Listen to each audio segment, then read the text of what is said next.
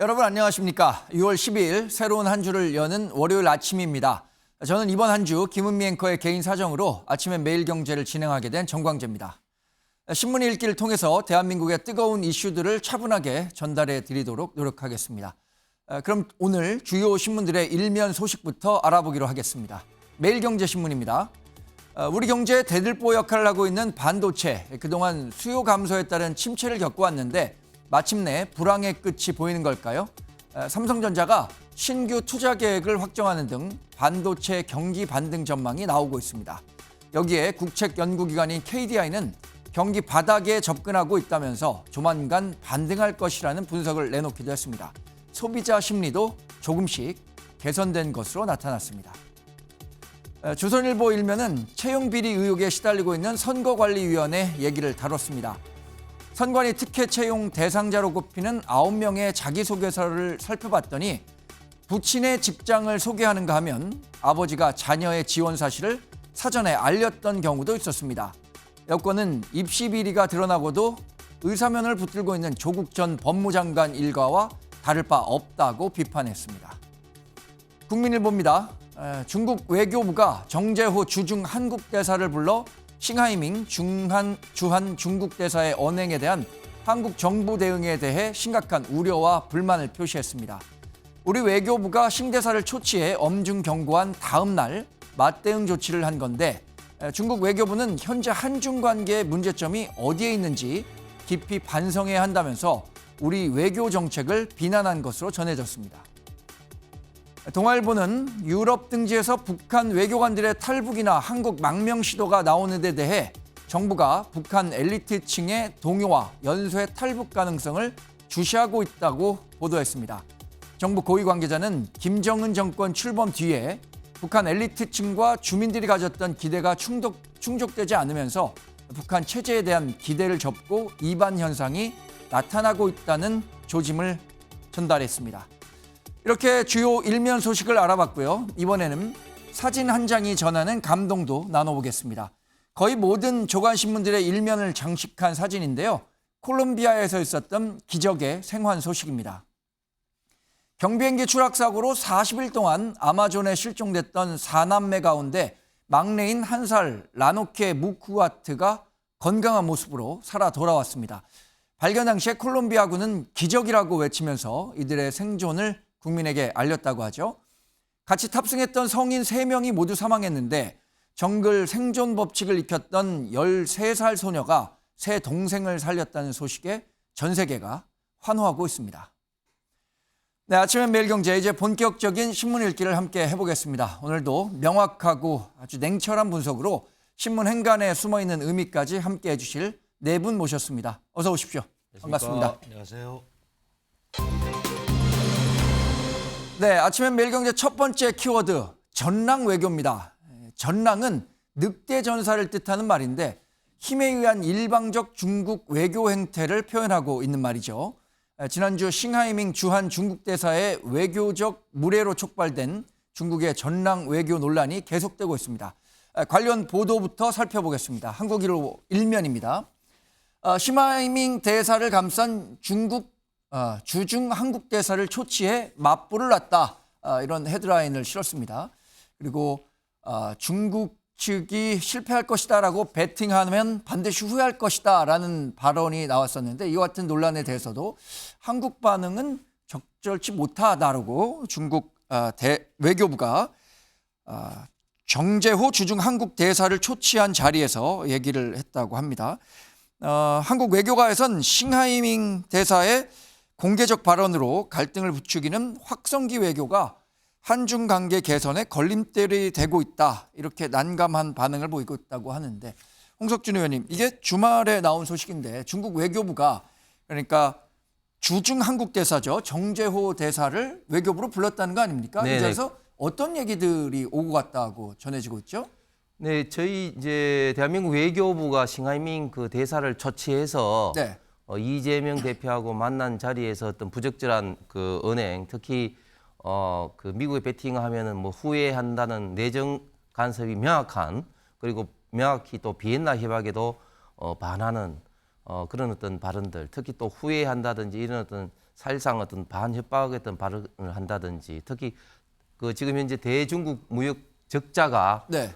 우리 대한민국 어떤 기업들의 탈중국 때문이라는 사실은 그 말도 안 되는 이런 어떤 이야기를 한 것에 대해서 우리 외교부가 이제 그 싱하이밍 대사를 초치해서 항의했지 않았습니까? 네. 거기에 대해서 어떻게 보면 이제 맞불적 성격인데 그런데 중국 지금 현재 그 외교부 부장 조리 우리로 따지면 이제 외교부 이제 차관보 정도 되는데 네. 이 부장 조리가 언급한 것도 사실은 보면 또 이제 우스운 게 싱하이밍 대사는 한국 각계 인사와 접촉하는 것이 대사의 본래 업무다. 네. 그런데 이걸 가지고 그렇게 항의를 하면 어떡하냐 이런 식으로 이야기를 했는데 아니 우리 대한민국 정부가 싱하이밍 대사가 이제 이재명 대표와 이렇게 접촉하는 것을 가지고 이야기하는 게 아니지 않습니까? 네. 싱하이밍 대사의 어떤 발언의 어떤 명확한 어떤 내정 간섭 내지는 협박 내지는 불명확한 어떤 비판 이런 것에 대해서 지금 항의를 한 것인데 여기에 대해서 중국 외교부가 이렇게 또 대응을 또 하는 네. 것이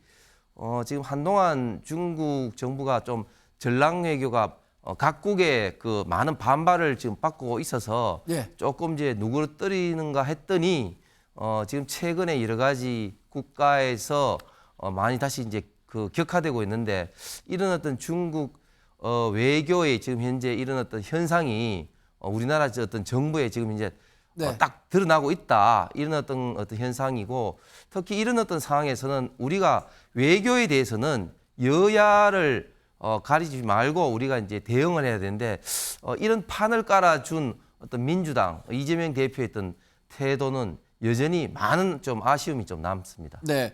한중 외교 갈등과 관련한 내용들이 지난주 말부터 계속해서 이어지고 있는데요. 관련한 영상 보고 함께 이야기 나눠보겠습니다. 미국이 전략으로 중국을 압박하는 상황 속에서 일가에서 미국이 승리할 것이고 중국이 패배할 것이라는 그런 배팅이 하고 있는 것 같습니다. 하지만 이는 분명히 잘못된 판단입니다.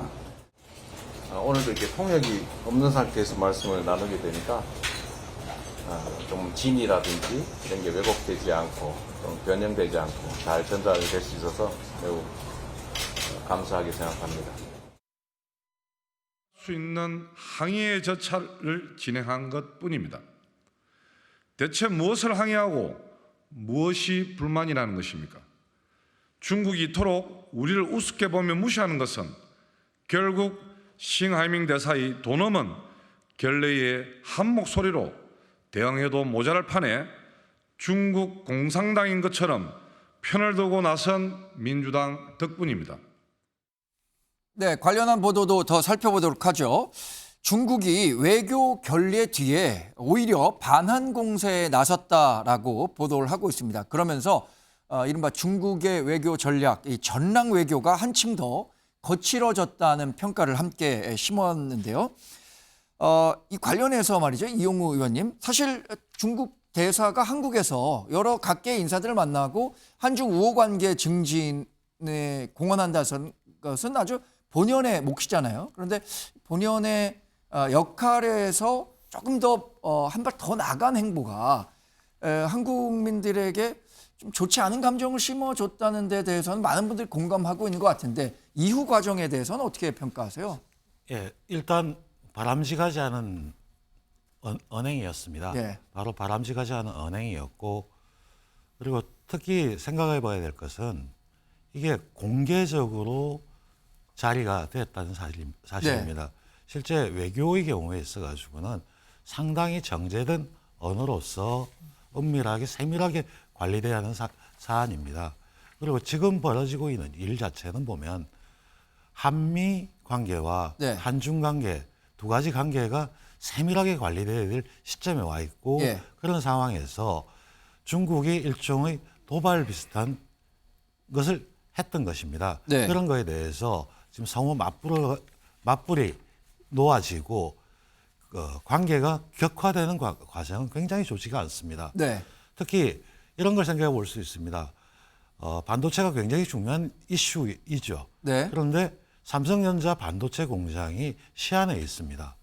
그렇다면 그 그 삼성전자의 반도체 시향 공장을 어떻게 다뤄야 될 것인가 이런 문제까지도 포괄될 수 있기 때문에 굉장히 조심스럽게 다뤄져야 될 주제이고요. 또 하나 생각해 봐야 될 것은 의회가 하는 것과 정부가 하는 것은 약간 결이 다를 수가 있습니다. 네. 최근에 미국에서 중국이 이제 마이크론을 제재할 때 미국 의회에서는 한국의 삼성전자나 하이닉스가 마이크론을 대체해서는 되지 않는다. 네. 그런 발언을 한 적도 있습니다. 그 사안도 보면 하나는 의회의 지도자가 얘기한 것이고 네. 또 하나는 정부는 아직까지 공식적 입장이 나오지가 않고 있습니다. 네. 그런 과정 속에서 면밀하게 관리해야 될 외교 관계가 이렇게 격화되는 건 결코 바람직하지 않습니다. 네. 이 중국 외교부가요, 정재호 주중 한국 대사를 부른 자리에서 또 관련한 표현도 살펴볼 필요가 있을 것 같습니다. 중국 관영통신사죠, 신화통신이 이 싱하이밍 대사의 말에 대해서 일침 견혈, 그러니까 전국을 찌른 말이었다라고 평가를 했다고 해요.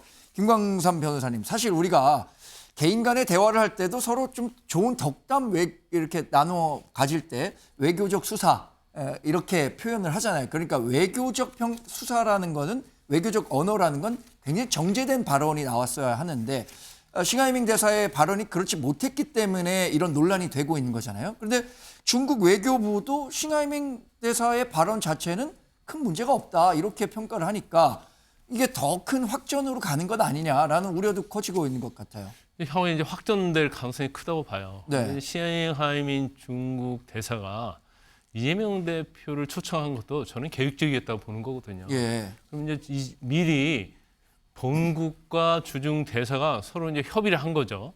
그래서 이게 단순히 이제 대사가 어떤 외교와 관계에 있어서 상호 우호 증진할지 이런 목적이 아니었다는 것이 예. 분명히 드러난 거예요. 그런데 제가 볼 때 이제 이재명 대표는 아마 중국과 한국 간의 어떤 우호 이런 측면에서 초대를 하니까 한번 가봐야겠다고 간 것 같아요. 그러니까 계획이 별로 없었어요. 네. 그래서 지금 중국과 관련된 무역 격차랄지 아니면 후쿠시마 오염수 이런 얘기 좀 하고 와야겠다. 그러면서 유튜브로 30분 또 방송을 했다는 거 아니에요? 네. 그러면 이거 자체는 이제 정치적인 좀 약간 의도나 목적이 있을 수 있고 야당 대표에 충분히 있을 수 있다고 봐요. 그런데 왜 주중 대사가 제1당의 대표를 초대를 했을까, 예. 초청을 했을까? 그것부터 생각하면서 굉장히 준비를 많이 하고 갔어야 하는데 결과적으로 일방적으로 싱하이밍 대사가 한국을 이제 협박하는 투에 계속 얘기했단 말이에요. 네. 더군다나 거의 그 협박 수준으로 중국의 몸, 중국의 꿈 이거 우리가 앞으로 계속 해나갈 것이라는 걸알지 또 시진핑에 대한 어떤 찬양 이런 것들을 했어요. 그런데 거기에서 아까 우리가 인터뷰에서 봤지만 통역을 없이 얘기를 하니까 진우가 잘 전달된다. 또 야당 대표 이런 얘기를 하고 있거든요. 결과적으로 중국에서 깔아놓은 판에 야당 대표가 가서 결국 놀아낸 게 아니냐 그런 비판도 충분히 받을 수 있다고 봐요. 네. 그래서 사실 이제 중국과 관계는 중요한 부분인데 예. 적어도 야당 대표라고 하면 국가의 어떤 이익을 위해서 대표로서의 역할을 해야 하는데 단순히 밥 먹고 그냥 끝나는 그런 역할밖에 하지 못한 거에 대해서는 아쉬움이 있는 거죠. 네. 현 정부 출범 이후에 이제 대강의 외교 정책을 봤을 때 우리가 이제 한미일 동맹을 강화하고 북중러와는 조금 관계가 소원해지는 전체적인 모습이 있는데 그래서 외교가에서는 아마 중국이 윤석열 정부에 대한 비판, 때리기 행보를 계속할 가능성이 크다라고 보도를 하고 있습니다. 다음 보도 내용도 한중 간에 그동안 쌓여왔던 왕금이 이번에 싱하이밍 대사의 발언으로 터졌다라고 얘기를 하고 있는데 중국이 이러한 논란, 그러니까 이런 발언이 나왔을 때의 한국 사회의 반응도 어느 정도는 예상하지 않겠느냐라는 분석들이 나오고 있어요. 그러면서 중국도 어느 정도 이 충돌을 예측했을 것이다라고 보도를 하고 있는데 우리 주원규 평론가께서는 어떻게 평가하십니까? 이게 정치권에서도 상당히 여야 간에 아주 뜨거운 논쟁거리로 부각되고 있는데요. 중국의 저는 치밀한 전략이 작동했다고 봅니다. 사실 싱하이민 대사의 실언이나 그런 부적절한 발언들은 한두 번이 아니었었는데 예. 그런 부분에 대해서 이번에는 어느 정도 용인을 하고 중국의 어떤 메시지를 선포하듯이 지금 선포하고 있는 그런 양상을 보이고 있었거든요. 네. 그런 의미에서는 싱하이민 대사를 어떻게 개인적으로 이렇게 방치했다기보다는 중국에서 어느 정도 시그널을 주었다라고 생각을 하고요. 네. 그런 내용에서는 어떤 의미에서는 중국이 또 다른 의미에서는 대화 채널을 조금 복원하고 싶어라는 느낌도 듭니다. 왜냐하면 이제 저 정재호 지금 중국 대사를 이제 초치하는 과정에서는 네. 부장 조리가 이제 대응을 했거든요. 그것은 한국으로 말하면 차관보급인데 조이 쪽에서는 차관이 이제 항의 조치를 했고 그렇지만 중국에서는 차관보가 나왔다는 거는 어느 정도 자신들의 체면 치레를 하면서도 이것에 대해서 계속해서 대화를 조금은 이끌어가고 싶다. 소원한 관계에 대한 불만의 표현과 그리고 대화의 채널에 대한 약간의 제스처가 보인다고 보는데 네. 그럼에도 불구하고 이런 지금 일련의 과정들 안에서의 한국의 국민적 정서의 모욕감이 든 거에 대해서는 저희가 분명히 항의를 해야 되겠지만 예. 중국에서도 분명히 이 한미 일이 계속해서 공조하고 강화되는 걸 원하지는 않을 것이거든요. 이렇게 될 경우에 이후의 과정에서 우리가 조금 더 차분하게 중국과의 대화 채널에 대한 마련을 모색해야 된다고 생각합니다. 네.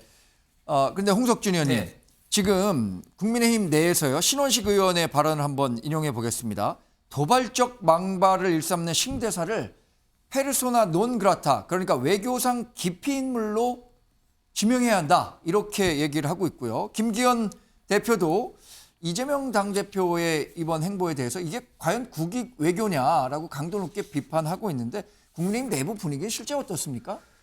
네, 지금 사실 그 싱하이밍 그 대사 이재명 대표 그 만남이 사실은 굉장히 좀 국격을 훼손하고 참담한 심정을 느끼는 것은 뭐 비단 뭐 저희들 입장만 아니고 많은 국민들이 그렇게 느꼈을 거라고 이제 생각을 합니다.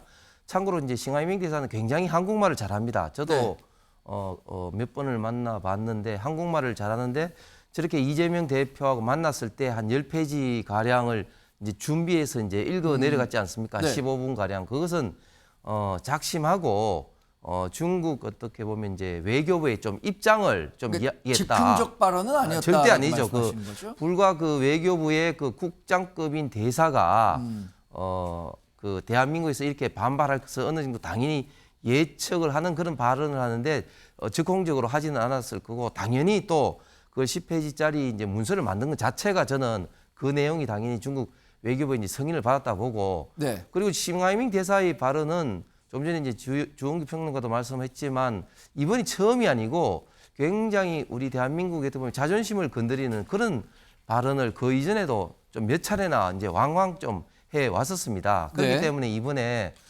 신원식 의원이 이제 이런 어떤 외교상의 어떤 기피 인물로 좀 지정을 하자, 즉 이제 뭐 쉽게 말해서 좀 추방하자, 뭐 이런 어떤 강한 주장도 하는데 이런 강한 주장을 하게 된 배경은 이제 충분히 이제 저희들이 이제 이해를 하는데 그렇게 실행했을 때 또 한중 간에 또 외교의 또 큰 또 후폭풍이 있기 때문에 네. 이런 것까지 이제 실행하기까지는 좀 외교부에서 이제 고민을 하겠습니다만 어쨌든 이번의 사태를 두고 우리가 대한민국 전체적으로 좀 이것을 좀 제대로 판단하고 특히 여야를 넘어서 예. 이런 어떤 중국과의 관계에서는 좀 대응을 해야 된다 그렇게 생각합니다. 네. 이용 의원님, 민주당에선 이게 이렇게 의도했던 자리가 아닌데 이렇게 크게 좀 자리가 좀 변질됐다고 해야 할까요? 그래서 좀 당황한 기색도 있는 것 같은데 어떻게 뭐 진단하십니까? 약간 변질됐을 수 있고 예. 또한 의도된 바도 있다고 보입니다.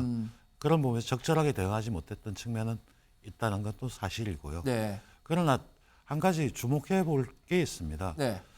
미중 간의 갈등이 그렇게 격화되는 과정 속에서도 최근에 있어서는 미국의 관료들이 네. 중국을 가서 면담을 하고 새로운 조율을 하고 있습니다. 예. 이른바 딜리스킹이죠.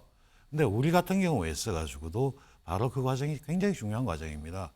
그런데 이 사안을 가지고 정부 여당이 나서서 야당 탓을 하고 오히려 네. 한국과 중국과의 관계를 더 격화시키는 행위 네. 자체는 외교적으로 굉장히 좋지 않은 사안입니다.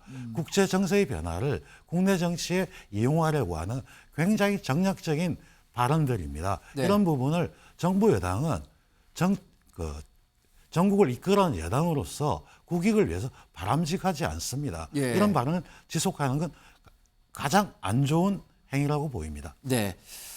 그런데 이 한중 간의 갈등뿐만 아니라 중국이 세계 곳곳에서 여러 외교적 갈등에 봉착하고 있습니다. 아마 중국이 자신이 굉장히 강해진 국력을 다른 좀 주변국들, 그러니까 중국보다 좀 국력이 약한 국가들에 대해서 일방적 힘의 외교를 좀 추구하다 보니까 이런 갈등 사례가 나타나는 것은 아닌가라는 생각도 드는데요. 조선일보는 힘 과시하는 중국의 전랑 외교, 세계 곳곳에서 분란이 일고 있다, 이렇게 보도를 했습니다. 그런데 재밌는 분석도 있어요. 이게 내부 경쟁이 심해지면서 중국의 자기 목소리 내기가 좀 더 강해진 건 아니냐라는 분석도 실었거든요. 김광삼 변호사님 어떻게 보셨습니까? 오늘 이제 그런 분석도 좀 맞다고 봐요. 그래서 예. 중국 자체는 굉장히 어떤 선민적인 예. 그런 걸 가지고 있는 것 같아요. 그리고 또 이제 근대 현대에 와가지고 굉장히 경제력이랄지 뭐 G2까지 올라왔지 않습니까? 네. 그래서 이제 미국에 대해서는 굉장히 이제 적대적으로 보는 거죠. 그래서 중국 몽이라고 네. 자기들 이제 세계를 제패하겠다는 그런 꿈을 갖고 있고 또 그게 실현될 거라고 믿고 있는 것 같아요. 그런데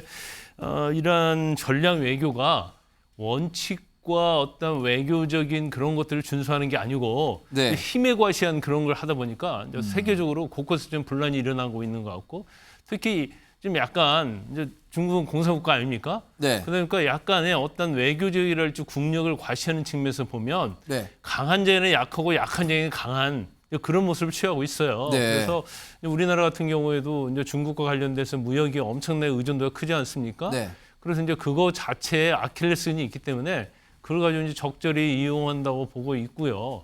그런데 지금 이전까지는 우리가 뭐 중국과 미국과 어떻게 보면 뭐 양다리 외교, 균형 외교라고 네. 해왔어요. 그렇지만 바이든 이후에 이제 그 양상이 달라졌거든요. 우리가 신냉전이라고 하지 않습니까? 예. 그러면 결국 이제 반도체 관련해서 결국 어느 편에 들지 않으면 사실 어려운 상황이고 우리가 중국 편에 든다고 하면 사실은 또 미국부터 압박받는 거 아니겠어요? 네. 어차피 마찬가지예요. 근데 어떤 일이 있을 때 중국이 우리 편을 들어주지 않은 거거든요.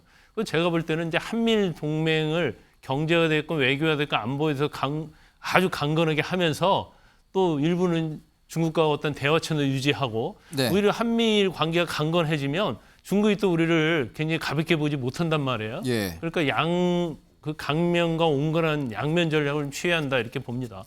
네, 제가 전랑 외교라는 말을 계속해서 사용하고 있는데 이 기사에서 설명을 하고 있습니다. 전랑 외교란 늑대처럼 거친 힘을 대외적으로 과시하겠다는 뜻인데 이게 중국의 맹목적인 애국 영화 전랑에서 유래했다라고 얘기를 하고 있습니다. 주원규 평론가님, 근데 다음 기사 보면 좀 기시감이 드는 대목이 있습니다. 짜장면 목구멍 넘어가던가 교수단체가 이재명 당대표에 대해서 비판 성명을 냈다고 하는데 전현직 대학 교수로 구성된 이 교수단체 성향은 이 보수 성향이라고 보도를 하고 있습니다. 대중국 굴종 외교를 펼치고 있다면서 이재명 민주당 대표를 비판했는데 이 가운데 이 짜장면 목구멍이 넘어가던가라는 발언은 2018년이던가요? 리선권 조국 평화통일 추진위원장, 북한의 인물이죠. 최태원 SK 회장을 비롯해서 한국 재계 인사들에게 냉면이 목구멍으로 넘어가느냐 이런 얘기를 했던 것에서 유래한 것 같은데 어떻게 보셨습니까? 다소 자극적인 발언이고요. 저는 네. 교수단체에서 저런 비판 성명을 하는 건 부적절하다고 생각합니다. 물론 이재명 제1야당 대표가 어떤 중국 대사의 초청에서 싱하이민 대사의 그런 혹시 망언에 준하는 그런 이야기들에 대해서 대응 정책이 부족했다라는 점에 대해서 그게 깔끔하지 못했다는 점에 대해서는 질책할 수 있겠지만은 그것을 굴종 외교다라고 얘기하는 것은 저는 지나친 감이 없다고 생각합니다. 네. 왜냐하면 유튜브 생중계를 보면은 싱하이민 대사가 일방적으로 발표했던 선포의 내용 외에 이재명 대표가 지금 한국의 상황들이나 입장에 대해서 소상히 설명하고 네. 그런 것에 대해서 항변하고 협조를 구하는 그런 내용들도 상당수가 있었습니다. 그거는 본래는 정부와 여당의 몫이 아니었을까라고 생각하거든요. 왜냐하면 싱하이민 대사가 또 한동훈 법무부 장관이라든지 그리고 제1여당의 대표도 초청해서 대화를 요청했지만 그런 것들이 아직 조율되지 않았던 것으로 봤을 때 먼저는 여당에서 이런 부분들을 지금 제치를 했었어야 되는데 그러지 못한 상태에서 네. 제1야당의 대표가 할 수 있는 여지를 저는 했다고 생각하는데 예. 그런 부분에 대해서 저렇게 자극적으로 짜장면이 목구멍으로 넘어가는가라는 그러한 감정적인 언사는 조금 부적절하다고 보입니다. 네.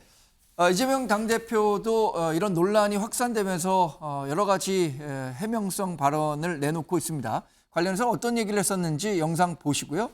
관련 기사도 조금 더 살펴보겠습니다. 당연히 중국 정부의 그런 태도들이 마땅치는 않지만 또 우리의 주장을 또 강력하게 제기하는 것이 훨씬 낫다는 생각이 듭니다. 싸우러 간 것은 아니고 관계를 개선하고 대한민국 국익을 좀 더 지켜내기 위해서 공동 협조할 방향들을 찾아내는 것이 더 중요한 일이 아니겠습니까? 그게 바로 외교입니다. 그런 노력을 기울이려는 우리 야당 대표 또 야당의 노력에 대해서 이런저런 폄훼를 하고 또 비난을 가하는 것은 국정을 책임지는 집권 여당의 태도는 아니다라는 말씀을 드리고 싶습니다. 네, 이재명 민주당 대표도 이번 논란이 계속해서 확산되는 것을 원하지는 않는 모습이죠. 누구 탓을 하기 전에 더 중요한 것은 국민의 삶이다. 이렇게 얘기를 하면서 어떻게 하면 경제를 살리고 또 대중적자를 줄이고 명동 일대가 중국 관광객으로 다시 들썩일 수 있게 만들 것인가를 고민해야 한다라는 뜻을 밝히고 있습니다. 홍석준 의원님, 네. 그런데 이 최근에 이 한국 사회에서 그 국가별 호감도 조사를 했던 결과 아마 알고 계실 거예요. 중국에 대한 호감도가 굉장히 낮게 책정이 돼 있잖아요. 우리 한국 국민들이 평가하기에. 이 부분에 대해서는 뭐 우리 이웃 국가니까 잘 지내야 된다는 당위성은 있지 않습니까? 그렇습니다. 어떻게 개선해 네. 나가야 된다고 보시는지. 네, 원래 우리 대한민국 국민들에게는 좀 중국에 대해서는 원래 좀 좋은 감정이 있었죠. 예. 뭐 심지어 그걸 좀 나쁘게 표현하면 어떤 사대주의라든 그런 어떤 인식이 있을 정도로 예. 우리 많은 문화가 이제 중국에서 왔고 저도 개인적으로는 저희가 이제 남양 본가인데 중국에서 이제 왔다고 합니다. 네. 그런데 최근에 이렇게 대국민 어떤 그 중국에 대한 인식이 급격하게 악화된 것들이 중국이 과거에 수교를 92년도 하고 난 다음에 그때는 굉장히 우리 나라의 기업들을 투자 유치하기 위해서 네. 굉장히 우리나라한테 굉장히 좀 잘 해주고 좀 신경을 굉장히 많이 써줬죠. 예. 그런데 이제 어느 정도 이제 국력이 이제 올라오니까 굉장히 좀 힘에 의한 외교로 이제 바뀌어지면서 이제 사드로 대표됩니다만 사드가 나왔을 때 굉장히 이제 한한령을 통해서 단체 관광객이라든지 또 공연을 못하게 한다든지 또 중국에 진출해 있는 롯데라든지 많은 한국 기업들에 대한 보이지 않는 또 압박을 가해서 네. 어쩔 수 없이 이제 철수하게끔 만드는 거라든지 그런 것들이 결국은 반중국 정서를 굉장히 좀 악화시켰지 않습니까? 네. 그리고 현재도 잘 아신 것처럼 우리나라에 있던 온라인 관련된 기업들의 어떤 그런 접속이 지금 중국에는 되고 있지 않습니다. 그만큼 불공정 어떤 무역이 굉장히 좀 심한데 이런 어떤 사항들이 사실은 개선되지 않고 있는 이런 상황에서 지금 싱하이밍 대사나 중국의 인식은 지금 대중국 무역 적자는 지금 탈중국 때문이다. 이런 완전히 말도 안 되는 이런 어떤 분석과 이야기를 좀 하면서 사실 그런 어떤 문제에 대해서 앞으로 우리 대한민국이 미국 등과 힘을 합쳐서 WTO 체제에서 중국의 어떤 네. 불공정 무역 이런 어떤 개선의 노력을 더 많이 좀 해야 된다고 봅니다. 네. 이용호 의원님, 사실 올해가 한중 수교 30주년이 되는 해입니다. 30년 동안 사실 한중이 서로 상호 보완적인 작용을 하면서 세계 경제에도 많은 기여를 했고요. 동북아 평화 안정에도 일정 정도 기여를 했다는 평가가 많은데 최근엔 분위기가 안 좋으니까 이거 어떻게 개선해 나가야 된다고 평가하시는지 짧게만 좀 설명 부탁드리겠습니다. 사실 중요한 거는 중국의 태도 자체에 상당히 문제가 있습니다. 전랑외교라고 하는 것도 보면 힘에 의한 외교인데요. 네. 사실 주변 국가의 관계를 하면서 리더가 되기 위해서는 그것보다도 중요한 소프트 파워입니다. 예. 자신들의 문화가 보편적으로 받아들일 수 있는 이런 힘을 길러야 되는데 네. 최근에 들어와서 중국이 보여주는 모습은 그런 소프트 파워하고는 거리가 멉니다. 네. 반면 대한민국 같은 경우에 K컬처라는 게 소프트 네. 파워로서 굉장히 중요한 힘을 가지듯이 이런 관계들을 더 정립해 나가는 것이 중요하다고 생각하고 중국의 그런 전략은 사실 중국 내부의 흔들림을 또 반증하는 것이기도 하다. 네. 그런 부분에서 상당히 조심스럽게 접근해야 된다고 봅니다. 네. 지금 말씀하신 소프트 파워, 이 조지 나이 교수가 강조한 건데 한국이 지금 그 K컬처라든가 뭐든 이제 K로 대표되는 여러 가지 국력들이 향상된 걸 보면 이 소프트 파워가 강해진 걸 느끼는데요. 중국이 소프트 파워의 반대가 이제 하드 파워잖아요. 거기에만 이제 의존해서 외교를 하면 여러 국가들과 갈등이 빚어질 수밖에 없다는 게 많은 외교가의 분석이죠. 새겨볼 만한 대목이라고 생각합니다.